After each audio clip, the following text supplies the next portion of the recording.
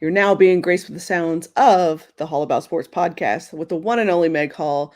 I've got co-host Kev with me. He's come back with me, and if you notice, things look a little bit different. We'll talk about why it looks different here in just a moment. So, first of all, I want to give a big shout out to Nicole. So, Nicole's from Bluff City Media. She was supposed to be on tonight with us, but she had some things that she had to attend to. But Nicole's a phenomenal person and powerhouse. Definitely going to have her on later on in the season of the show. So we'll just keep rolling on from there. For tonight, you get Kev and I, a special treat. We're going to talk about a couple different things. So this will be a little bit different than we've done before. We're not just going to, I guess, keep it to football. We're going to talk a little bit of basketball and maybe whatever else comes to our minds. Well, who knows? We'll see. But Kev, thanks for hanging it around with me, and thanks for, I guess, being in on the rebrand. Like, it's a rebrand, a Yeah, full of blown rebrand. course, of course. Well, thank you for keeping me on. I'm glad I made it through the rebound. I'm glad I wasn't a part of the company layoffs or anything like that. So I'm very, very happy to be here. And now, look, I get the basketball above my head, which is just so fitting because I for love those of it. you I who love don't it. know, I'm a basketball guy at heart. I do love football, but my first and true love is basketball. So I'm thrilled to be able to get that in the mix every once in a while on a Tuesday with you. So happy to be here. And those at Bite Size Sports know how much I love pink. So we are all, I mean, look, I got a purple light shining on my face right now. I feel at home, Meg. I tried. It was all for you. It was all for you. I Uh, appreciate it. I figured you would get a good appreciation out of us being able to talk basketball as well. Just another outlet.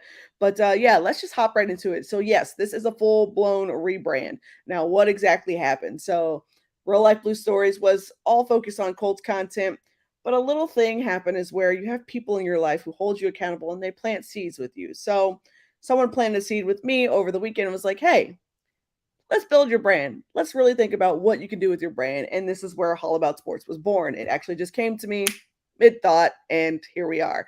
And all of a sudden, I had a whole concept and I was ready to go. And also, we have a website coming, allaboutsports.com. That is coming soon. So be on the lookout for that. It's going to be all my passion projects, I really just want to rant about this. I want to talk about this, and hopefully you'll enjoy it as much as you enjoy, my other content. So let's also talk about there we go. The Black Sports Symposium. So, where this idea came from. So, Kev, I think I shared this with you, but this past weekend, I had the really awesome pleasure to be invited to the Black Sports Business Symposium here in Atlanta. It's an invite only event of the best and brightest in the industry. It's all sports related folks. So, that's everything from NASCAR to hockey to baseball to tennis to football to basketball. And it's sponsored by ESPN. You had some really big folks there as well. Steve Weiss was there, Kimberly A. Martin, Brandon Marshall from I Am Athlete Pod, Tyrod Taylor, Rich Paul, Maria Taylor. I mean, I'm naming a whole bunch of the big names here, the big ones. Don Staley was there as well. Really, like, if you love sports, it is sports like overload, complete sports overload. So really awesome thing was that I met some really good friends there, people who I'd actually had been, hanging out with on Twitter for the last year or so, and you finally get to meet them in person, which is really cool. And then I made a new circle, so I have a new circle of friends slash family now. You spend 3 days with folks entrenched. You're like, hey, we're all in this together. But Oh, yeah. one of those folks, shout out to Danny Thompson, put a bug in my ear, planted a seed about a brand, and here we are with this complete rebrand, which I actually think he had a really good idea about. How can I expand upon my brand? So here we are, full rebrand. And I had Kev in mind when I did this because I'm like, oh, this is going to be great. We could talk basketball now. We can talk other sports now, and it's not so limiting. You're still going to get Colts football because hey, that's never going away. That's my first love. But just wanted to shed some light on that and give you the background. So everything from here on out will be All About Sports rebranded. And of course, like I mentioned, allaboutsports.com. That'll be coming your way as well. Has a nice ring to it. Just rolls off the tongue, Meg. Well done. I try. I do what I can. I do what I can. All right. So let's just hop into this. The first thing, I'm going to put it up there. All right. So if you've been living under a rock for the past, we'll say 24 hours, let's go there. Draymond Green has made headlines again, as if that is unnormal for him, not unusual for him. But Draymond Green is in headlines again for, we'll call it a tussle, if you will. During a playoff game with Sacramento Kings and Golden State Warriors, he and Sabonis got into, yeah, some sort of scuffle where Draymond was very I don't know, demonstrative is what you want to call it. That's a good, yeah, that's a good word for it. It's a Yeah. good word. About what he felt like was a grievance there. So I'm actually going to share my screen here, and hopefully we'll get this to play here. We'll share the screen. We'll play just a little bit of this clip here for you guys. This and 4 rebounds. Walk us through what happened there. My leg got grabbed. Second time in 2 nights. Referees just watch it. Oh, the second. And my foot somewhere. And I'm not the most flexible person, so it's not stretching that far. So you'll see here on the screen, they are showing the replay of this play where he I can only step so stomps far on a and pull chest my of leg away. Sabonis. So it is what it is. What was the explanation they give? I know they gave him a technical, then obviously you flavor into The it. explanation Here, maybe we'll get to see too it. hard. There it goes. Stomp Oof. right on the chest. Eh. So don't want to play the whole thing. But I wanted to just share that for a little bit because Draymond's explanation of it is that, the referees told him he stomped too hard. Not that he shouldn't stomp, but that he stomped too hard. Kev, what's your take on this? I want to know your thoughts. I'm interested. This is such a tough one because he stomped too hard. I hadn't heard that feedback. That's hilarious. That's throwing me for a loop here. But I want to say I think from the gate that both players are in the wrong here is sort of my opinion. I don't want to get solely focused on Draymond and not at any point acknowledge that DeMontis seemed to grab him by his foot, grab at his leg, and that's a very dangerous play that could have caused an injury to Draymond as well. So I want to acknowledge that. But it did seem to be a bit excessive with the stomp. It reminded me of something.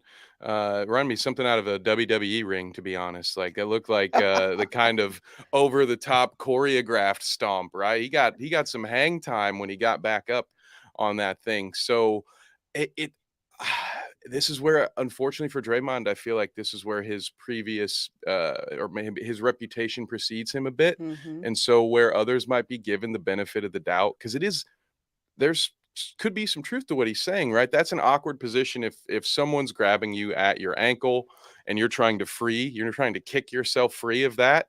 Mhm. It could look worse than you intended it to look, but very few people I think are going to be willing to give Draymond the benefit of the doubt there because he's been known to kick people in areas in really important playoff games and so he's had that. So I don't know. This one's tough in my opinion. I think both players were in the wrong. Were there any suspension? There were no suspensions handed out for this, were there, Meg? I haven't seen any suspension. It's funny because we were actually talking about that in a really large group chat that I'm in today. So of course you can imagine group chats going crazy about this play. And yeah, there was thoughts about like, hey, do you think he should be suspended? And I'm like, yeah, give him a 1-game suspension and go on about your day. But the majority of the chat was like, hey, just give him a solid fine and and go on. But I think you're right. Like his previous run-ins, dust-ups, whatever you want to call it, his reputation is not helping him here in this situation. And to me, it looks pretty intentional. Like I get that he's frustrated with, being grabbed or whatever else. Okay, cool, fine. I get it. But to intentionally stomp on someone's chest, like I don't know if I've ever gotten that heated in, while I was playing sports. Because again, as a former athlete, like, yeah, I get it. You're in the heat of the moment. You're like, seriously, get off me. Like, let it go. But to stomp on someone's chest, like that's a new level. Yeah, I think if you ever talk about like on a level of 0 to Draymond now, like yeah, that's how I'm gonna start assessing things now. Yes. Like how bad do you feel like you need to respond? 0 being, hey, I'm gonna leave it on. Draymond being, yeah, like we're gonna go all in on this. I agree with you, and I am torn on the suspension because I did grow up on the 90s playoff basketball, which also worshiped the toughness of the 80s when we were kids. And so Yeah. I specifically remember seeing some very physical play in the early rounds of the playoffs. And so while I by no means condone any of that, I hesitate at the idea that a series could be decided based on a play that, you know, two players get involved and then only one guy gets suspended. And so on that part, my thought would be I won't be upset if it's just like you said, if it's just a fine, neither player gets suspended and they both are allowed to play. But yeah, there's no room for that. I mean, you know, it's both these teams work so hard to get here, and then, you know, you're just gonna fly up off the top rope like that and hit a guy right in the sternum. It's very dangerous. I love a good competitive intense playoff matchup, but not like this. You know, hopefully it gets back to X's and O's and just hard fought basketball and no more tussles under the hoop. Yeah, you know, the funny thing is there was a question today, and I didn't get to see the segment, but I definitely saw it in passing as I was passing by the TV today. It was like, are the Kings too much for the Warriors? And that's a really solid question. I think this is the first time we really truly have seen the Warriors struggle in recent seasons. Like they've had some tougher matchups, but you always knew that they were gonna, you know, they were gonna find their way. It's what they do. Like it just is what they do. That's what makes them so good. But I think this is the first time where you've seen them like actually really like not really play up to their brand of basketball, at least I think. And then you have an opponent who has now risen to the occasion so far, right? Being down 0-2, but all that could change when they go home. So, I mean, Yeah. again, crazier things have happened, but I think it's a legitimate question to ask, like, are the Kings too much for the Warriors? Have the Warriors hit a wall? It's even possible as well. I think you could be onto something, and for what it's worth, those who may have not followed the Warriors and the Kings as deeply as I have this year, this is sort of a perfect storm here because the Kings are very good at home, and the Warriors are historically bad on the road. And they barely it took into the final week of the season for the Warriors to finally get into the double digit win in the win column on the road games. And when I say they're historically bad, I mean second worst all time in NBA history. The Warriors have the second worst record on the road for a defending champion. No defending champion has ever, except for one, has ever been this bad at winning games on the road. And that's not a good situation when you have four of those. Well, now only two left. Now, so I believe that the Warriors will win all of their home games because conversely, they've just been dominant at home. It's Jekyll and Hyde, you know, to the truest extent. They are dominant on at home, can't win a game on the road. So it may be that time, Meg. And for what it's worth, the Kings are legit. They'll be lighting that beam, I think, a few more times in the playoffs. So this may be, I don't know, I want to say the Warriors are done, but I think that their run for this playoffs could be a short one. Well, you know, the crazy thing is, I think that in order to win a championship, you got to be good on the road, right? Like you have to be. You got to be able to go in any environment and win. And I think that's what makes that's what made the Warriors so tough is that they could win anywhere in previous seasons. They didn't care. It didn't matter. It didn't matter who you put on the court. Didn't matter where they were playing. They were just going to beat you down and go home. Yeah, But or now, how big your lead was because they could right. evaporate it in Any no minutes. lead was safe. No lead was safe. So yeah, I'll be curious to see what happens here over the next couple of days. So all right. So that was fun to actually talk about that a little bit. I haven't talked basketball in a while because my Spurs are just so lowly. And we only It's won almost time to be excited again. You're I mean, almost I mean, I mean, draft season is you know is coming. But coming. but yeah, my Spurs only won 20 games this year, so it was a lot of ooh, hey, we won a game. Hey, well, So at least you'll be better off than Utah Jazz fans are in a year or two from now because some teams that should have been right where your Spurs were this year just won too many games early, and now they're going to be where my beloved Pacers are far too often, which is that no man's land. Not good enough to make the playoffs, not bad enough to get a generational talent. So you avoided purgatory. So it's okay. One bad season will be well worth it, I promise. yeah, I mean, I have to. I honestly think that next season will be better, but I don't know if it'll be just one bad season. You Fair. completely, you know, the Spurs are not the Spurs of old. And as my husband likes to politely tell me, I have to watch all the real teams play. So including his beloved Hawks. Yeah, Oh, well, they're having a rough just yeah, week now. do with Yeah. that information what you will. Do with that information what you will. So imagine being trash talk in your own home by a Hawks fan. All right. So Moving right along. All right, let's hop right in. So we're going to talk about NFL draft season. So this is the big thing that's happening right now. We are 10 days away from the draft, less than 10 days now. So much has been happening. Let's even back up a little bit. So even though it's draft season right now, I think a lot can be said for the biggest news in the NFL, which is Jalen Hurts getting paid. Really, really massive contract. What is it, like 5 years, 255 mil, somewhere in that range, 170 plus, guaranteed. Really awesome to see for him. So love that for Jalen Hurts. Love that for his agent, Nicole Lynn of Clutch Sports. Shout out to Rich Paul as well. Shameless plug for seeing him this past week. But yeah, had to get that one in. All right, let's talk NFL draft season. So one of the things that I think we had been talking about before the show was mock draft overload. Mm-hmm. And you'll like this a little bit, Kev. So at Coltswire, my managing editor, shout out to my managing editor, Kevin Hickey. So another Kevin. And it's so funny because there have been so many mock drafts, and we try to keep coverage of all of them, right? We really try to, but there's been so many that I've been dropping them in our Slack for Kev, and I'm like, hey, another mock draft. Hey, another mock draft. Hey, there's Another 3 this one. morning. Another mock draft. There's just been so many mock drafts. And so it just makes me think, how much is too much on mock drafts? Like, do you have thoughts on that? How I'd much like to is phone too a much? friend. Is Silu available? I'd like to call. I'd like to get his opinion on this, because if there is too much, I think he's found it. Right? He swore them off a couple days ago, but then just when he thought he was out, they pulled him back in, and I think it was learning that ESPN also had a draft simulator was the downfall.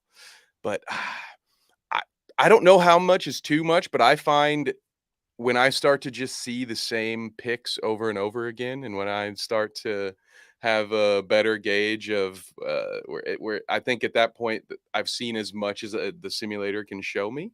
So I don't know. I'm about ready to shut it down here in the next day or two. But as I say that, I know I'm going to do at least one more. So what about you, Meg? Are you ready to tap out? Have you hit your limit? I've done one. I've literally done one mock draft. That's it. The one that we did on Horseshoe Pride. That's it.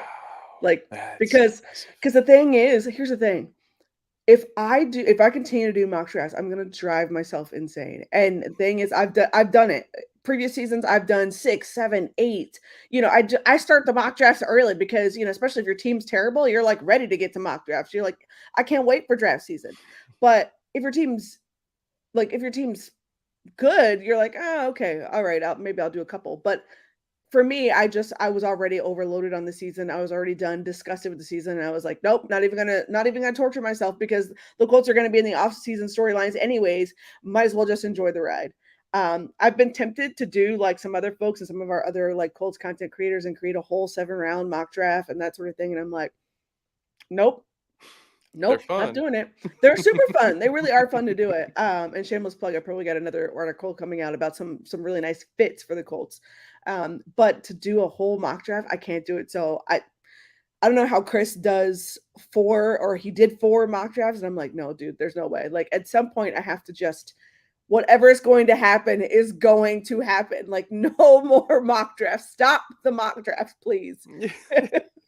I'll say for me, Meg, and this is a bit of a shameless plug here on Bite Size Sports on Monday, we had 8 staff members do the entire first round. So Oh my I God. had the Colts, the Eagles, the Cowboys, and the Redskins. Or sorry, not the Redskins. First of all, it wasn't even the Commanders. It was the Giants. Wow, what's wrong Okay. with me?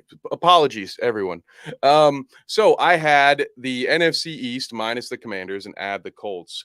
And I was not overwhelmed at any point in time. I admittedly I screwed up Philly's pick at 10. I'll admit that one. But to me, that was when I thought, okay, I've been doing too many of these because I shouldn't be able to confidently mock for 4 teams and feel like I know where I'm gonna go. I think I've been spending too much time in mock draft land. So that was when I decided it was time to pack it up, Meg. It's time to do just one more 7-rounder for the Colts, just and then pencils down. Here's the thing. I've even gone to appreciate just the 2-rounders, the 1 to 2 rounders, because I'm like, thank you. Thank you. I appreciate you. I've seen so many 7-rounders that I just am like, okay. enough. And we still have like 9 days. We still have I 9 think days until the draft. I think even the simulators have had enough because the last one I tried to do, the Tampa Bay Buccaneers offered me Mike Evans, the 19th pick, and Devin White for the 4. And I was like, what? Excuse me, who made this? Is this a Madden simulator now? What is going on here? But also, I accepted, by the way. Sorry, of course I'm going to take that. Okay. Okay. But yeah, Oh I my think they're gosh. ready. They're like, hey guys, we've run out of new ways to create this content for you. How many mock drafts can you do? So I Mike from Tour in the AFC South, shout out to Mike. He said, I ain't doing a mock draft. If I say I'm doing a mock draft, that's a code word for I've been kidnapped and I need help. I'm with you, Mike. If you see any mock drafts coming from me over the next week, please send help. I'm not okay. Everything is not okay at home. Like there's so much happening. So much happening. And you know, the funny thing is, just continuing on mock draft. So the one that we did a couple weeks ago with the Horseshoe Pride podcast, I had CJ Stroud as my quarterback. And so for 3 weeks, I've been hearing, oh, why would you have Stroud? We know it's not going to be him. Like, don't even do that. Don't even torture yourself now. And now Adam Schefter is like thrown so much into the mix. You know, hey, it is Lion season, but we'll go with what he's saying. He's thrown into the mix that, hey, he could be there for the taking at 4. So now I'm like,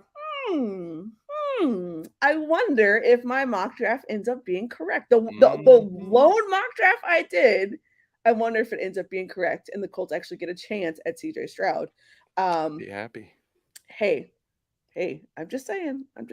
Yeah, I'd be rooting for that. I've heard some tale that Will Levis is rising. His stock seems to be rising, so it's quite possible that CJ is going to Mhm. be there. I'll feel great about it. I was in that camp, Meg, of the folks who have said, well, if I get a mock draft where CJ falls to me, I'm immediately doing another one because I don't believe it's realistic or I hadn't believed that it was realistic that would happen. But it's always a chance. You never know. And like you said, it's lying season. There is no way that these GMs want all of us at home on Twitter to know exactly where their heads are at. So, all we've heard all off season is that the Texans want Bryce Young and Bryce Young only. I'm not so sold on that. I would not be surprised to be surprised at number 4, and to see us have options that we didn't previously think we'd have. But I also won't be surprised to see 3 quarterbacks get picked ahead. Actually, I'd be a little more surprised than that. We always elevate the quarterbacks. It's like everybody's going to draft a quarterback. That's why none of us get paid to do that job, right? I mean, I've said, and I said this in recent weeks, and my mentions were in ruins. Fans are a little enraged about this idea that the Texans might not take a quarterback at 2. You have 2, you also have 12. You could make some things happen if you don't like your options at 2. Maybe maybe you go defense at 2. You need some help there. I mean, there's all these possibilities that could like shake up the board. And if Bryce Young goes 1, which Texans fans assume that the Texans were all in on Bryce Young at 2. But if he goes 1, what do you do? Would you take CJ Stroud?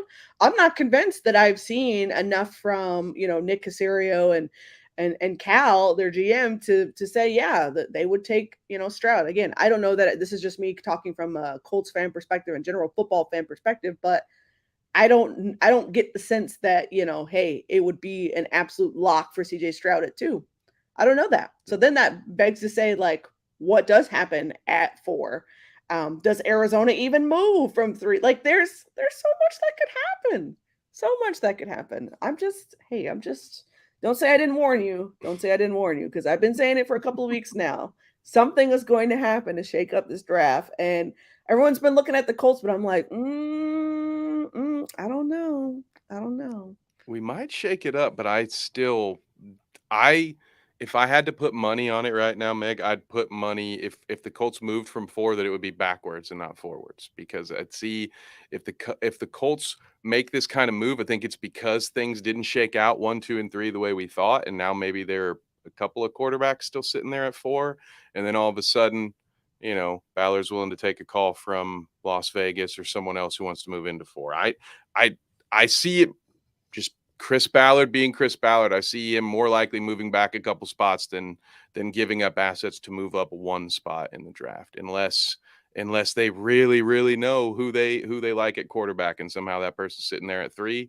I don't think he won't do that, but if I had to put money on it, I'd say the Colts shake things up in the opposite direction. But yeah, it's that three spot is the biggest enigma to me because Mhm.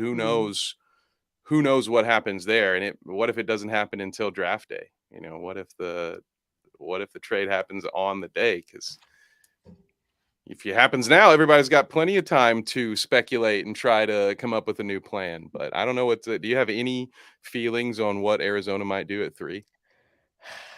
I I don't know, honestly, I don't know. I've said, over the last couple of weeks that I thought that they would not wanna move back too far because you wanna block Seattle from potentially getting someone who could wreck you for the next 10 years. So I would Mhm. think that if they're gonna move back, they're gonna move back to 4. I couldn't see them dropping down to 7 or anything like that. Like, I think they would wanna Okay. stay, like, if they're gonna move back, stay at 4 and be happy with that. Um, I think if you were to have something happen where the Colts do move up to 3, it's because, yeah, they're getting wind that somebody's gonna, jump up and get their guy, right? Yep. That's where I could see, like, okay, Chris Ballard gets on the phone, to Arizona and says, "Hey, yeah, remember those talks we had a couple of weeks ago? Yeah, let's bring those back, and what can we do?" But I think, I said this as well, the longer that situation waits and it doesn't happen is the more the price goes up. So we'll see what happens. I think Shad McGinnis said he thought it could go for two picks there. And I'm thinking probably two picks in a player, two picks in, Ryan Kelly, or two picks in Moali Cox, something of that nature. But we'll see what happens there. So I want to also talk about this as well. Um, Craziest trades or picks that you've seen in mocks. I know you mentioned one earlier about the Bucks offering you, Mike Evans and Devin White, and I think some more picks. And the But 19, yeah. yeah, there you go, there you go. What's the craziest ones that you've seen? Because I saw a really wild situation a couple weeks ago that I want to bring up too. Oh, that one that I pitched is the wildest one that I've been a part of, and it wasn't I actively don't shop for trades when I mock. I just if some come in, I will look at them, but I'm never actively trying to move up or do anything crazy. But there was another one that I've seen, and I can't remember who the player was now. It's going to drive me nuts, but it included the Colts sending Kelly and a Hmm. fifth, and I can't remember who. I'll have to think about that one for a second. What was the crazy one that you've seen? I've got to try to find this other one. Yeah, so it was a gentleman put it out, and I can't remember the gentleman's name now off the top of my head, but he put out a mock draft, and I think he even tweeted it out like before, like this is probably gonna, if I were working in Houston, this would get me fired. But it had the Texans not taking a quarterback at 2, so that was the first like blow, right? Then it had like, I mean, it was a wild scenario. It had like Will Levis dropping all the way down to like 22. It had Anthony Richardson going to the Patriots. Like it was just all kinds of like, what's the wildest thing I could like think of happening? And I I remember like looking at it and I was like, this will probably break social media if this scenario were to happen. Um, but I think the thing is, like, he was genuinely trying to put out, like, what he thought might be, like, crazy but reasonable scenarios. Um, oh, this is a good comment. I had to pull this up. Um, Mike says, "What if the Oh, Titans shock the world and trade Derrick Henry?" I don't think it would be a shock the world. That's what I think. I don't think it I would be a shock the world at all. I know one of my dear friends over at Bite Size, my co-host of the Bounce, James, a Titans fan. He would be shocked. He would say, I think he said on Monday that there's no way they would ever trade Derrick Henry. That he thinks they're ready to load him up with another full helping of handoffs this season. But I would not be shocked because at a certain point, this is asset management at and although we have a general manager, we have some front office folks who are replacing folks who made some bad decisions over the last couple of years. I don't think they would bring in someone who would be afraid to do what needs to be done. So at a certain point, if Derrick Henry is your best asset and you know that there's going to be diminishing returns, I could see it. I wouldn't be too. I don't know. What would that shock the world, Meg? What do you think? I don't. I wouldn't be surprised to see the Titans start a rebuild here real soon if things don't go really well this with this draft. And if I don't know, I could see them blowing it up pretty quickly. But that's my thoughts So on it. I don't think it's a shock the world sort of thing, right? Like I think it's reasonable to ask given the state of the Titans. So they start the season 7-3, they go on a 7-game losing streak, and a lot of it is due to injuries, a lot of it is due to, failing contributions from their roster. And now granted, a lot of this is attributed to John Robinson and his choices, right? And Rand Carthen, the new GM, is now having to atone for those choices. He's fixing a lot of things, right? But that offense, I mean, outside of Derrick Henry and Traylon Burks, it's not a whole lot going on. You weren't getting a lot of production. You weren't getting a lot of separation from your wide receivers. Chig Okonkwo, their tight end, was probably leading everyone else in receptions and yards outside of, Traylon Burks. They need a lot of help. So if you were able to, either get some picks or, an additional wide receiver, like something else to help out, I could see a situation like that if they were to get if they were to get a trade package that was, and I quote, too good to refuse. Hey, maybe they at least look at it. But do I think it's going to happen? No, but I wouldn't be shocked. I don't think it's a shock the world at all situation. I really don't.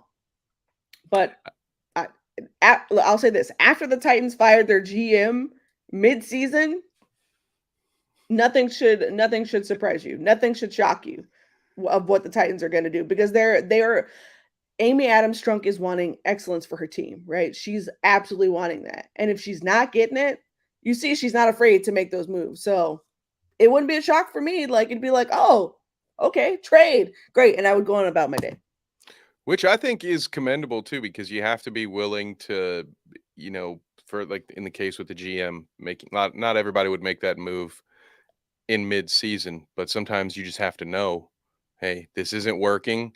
Where sunken cost fallacy kind of thing. Like we have to make this move. It's going to be painful, but we better off just getting it done and getting back to where we want to be.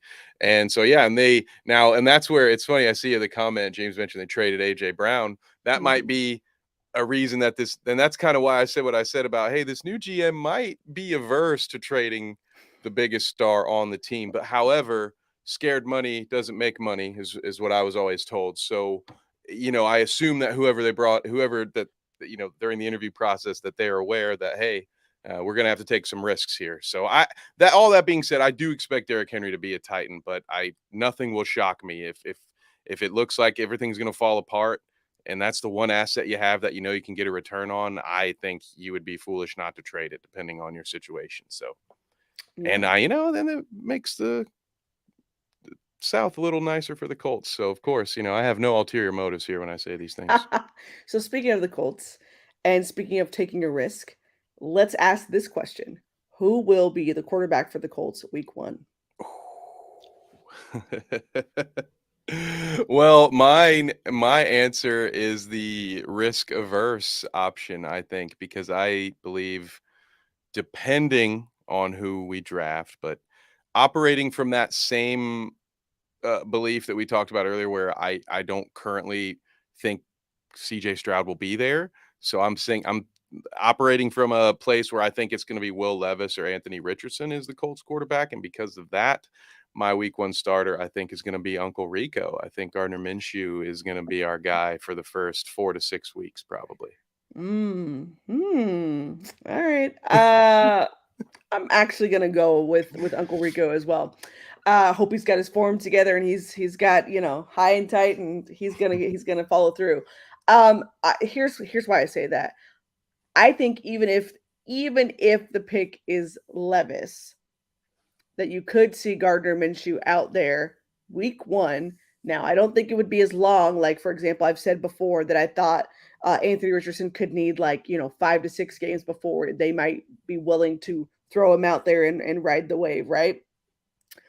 But I think with Will Levis, maybe it's a game or two.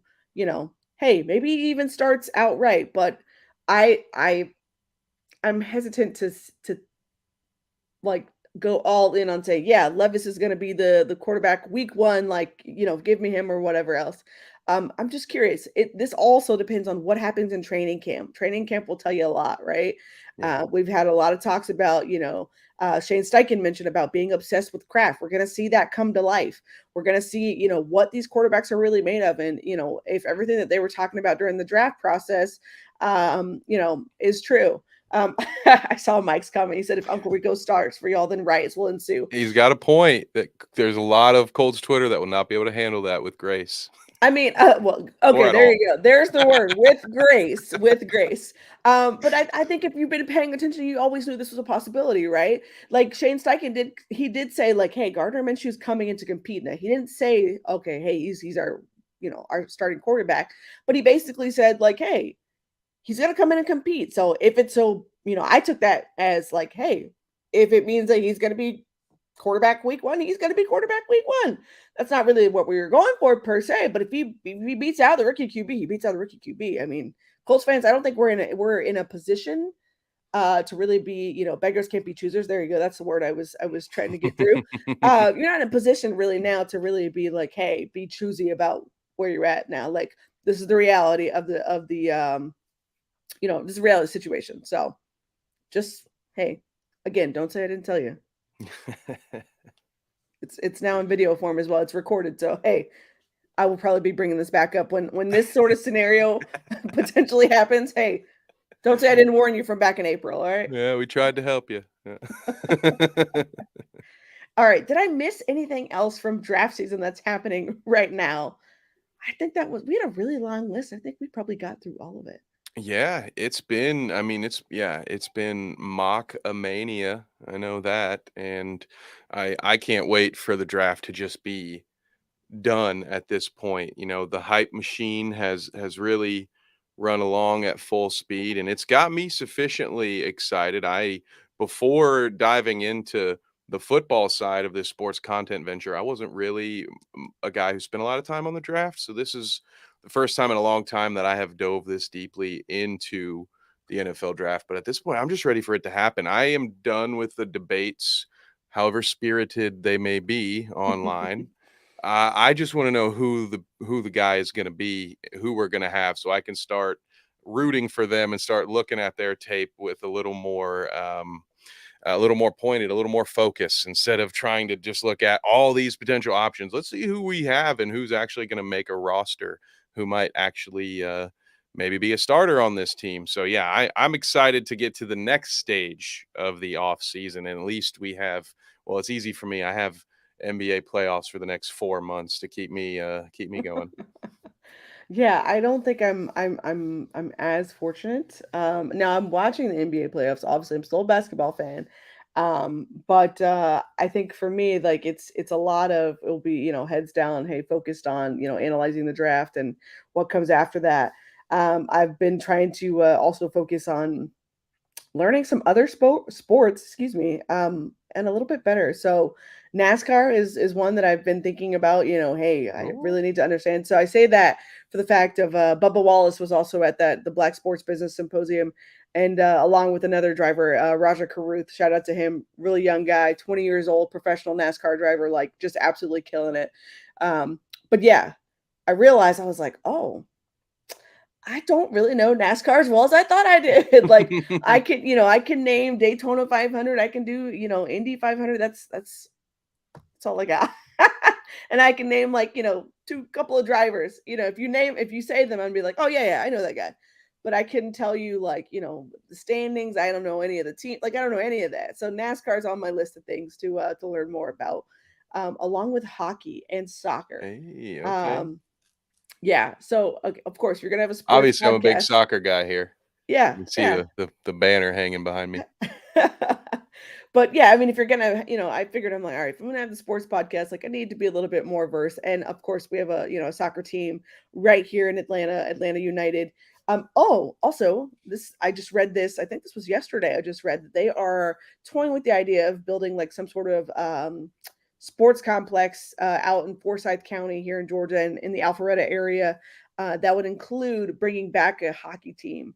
NHL team to the state. Oh, So if you remember from some okay. years ago, they had the Atlanta Thrashers from years and years ago. That's that right. I forgot Yeah. about that. Yeah. Now Yeah. look, for all I don't know about hockey, I knew that.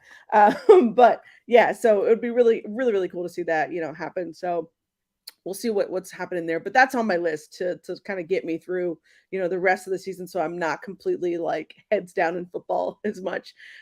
Plus, there are a lot of us who love football also love other sports. So, we'll continue learning. But yeah, that was all I had for this episode. Kev, tell the folks where they can find you on the socials and on the internet. Excellent. Well, thank you. Yes, you can find me on Twitter at KevNevick_. And for the time being, really the best place to find all of my content is over at Bite Size Sports. That's YouTube, Spotify, Apple Podcasts, all that good stuff. I've got a great team of folks with me churning out content. They are actually live right now talking the NFL as well. So that's where I'll be headed over right after this. But yeah, Bite Size Sports, wherever the internet is made. And you can follow me on Twitter. Just look up my name. I love it. I love it. All right. So you can find me on Twitter. It's at the Megan Hall. Same thing on Instagram. On YouTube, it is Hall About Sports. And on the tick of the talk, it is Hall About Sports Pod, POD. Yeah, I think that's all the things. I think that's all the things. Sometimes it's hard to rattle that off.